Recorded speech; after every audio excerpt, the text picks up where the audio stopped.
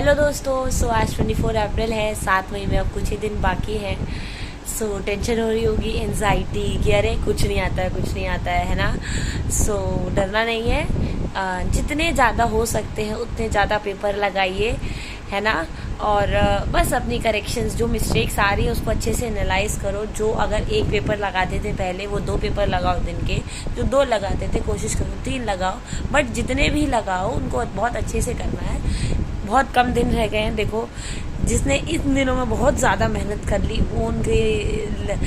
मतलब उनका पेपर अच्छा ही जाना है। सो लगे रहना है, बिल्कुल भी, ठीक है। डरना नहीं है, एंजाइटी होगी, नॉर्मल है, ये सबके साथ होती है, मेरे साथ भी हुई थी, है ना।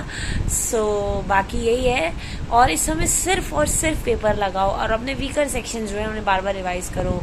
आप उन्हें मतलब कहीं भी मतलब जो भी लिखा हुआ है, जहाँ भी लिखा हुआ है उसको रिवाइज करो बार बार, एंड सोने से पहले वो भी। बट बाकी पूरे दिन आप पेपर ही लगाओ, वो भी फुल सिलेबस टेस्ट। ये ही आपका एकमात्र मूल मंत्र है पेपर अच्छा जाने का, है ना।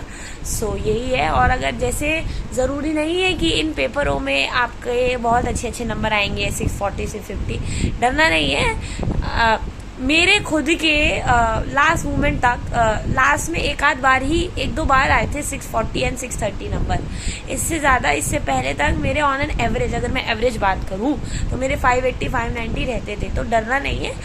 जिनके 580 से ऊपर आ रहे हैं वो सारे के सारे सेफर जोन में हैं। बस उस पेपर वाले दिन बिल्कुल भी नहीं डरना है। बहुत ही शांत मन से, फोकस से, कामली हमें उस पेपर को सॉल्व करना है। और अगर पेपर इजी है तो एक्साइटेड नहीं होना है। कभी कभार क्या होता है, नहीं हर बार होता है, पेपर के ऑप्शंस ऐसे आते हैं जैसे मान लो 25 इज द आंसर, ठीक है, तो आएगा 25 सेंटीमीटर, 25 mm। ये सब चीजें देखनी है, यूनिट का ध्यान रखना है, सिली मिस्टेक्स बिल्कुल अवॉइड करनी है, ठीक है। और मान लो अगर किसी के बहुत अच्छे नंबर आ रहे हैं 660 670, तो डोंट गेट ओवर कॉन्फिडेंट अभी के लिए, क्योंकि मैंने ऐसे बहुत से केसेस देखे हैं कि जो टेस्टों में तो 680 690 ले आते हैं, but due to overconfident या पेपर में क्या होता है, सिली मिस्टेक करे आते हैं, तो उनके नंबर बहुत कम रह जाते हैं, है ना।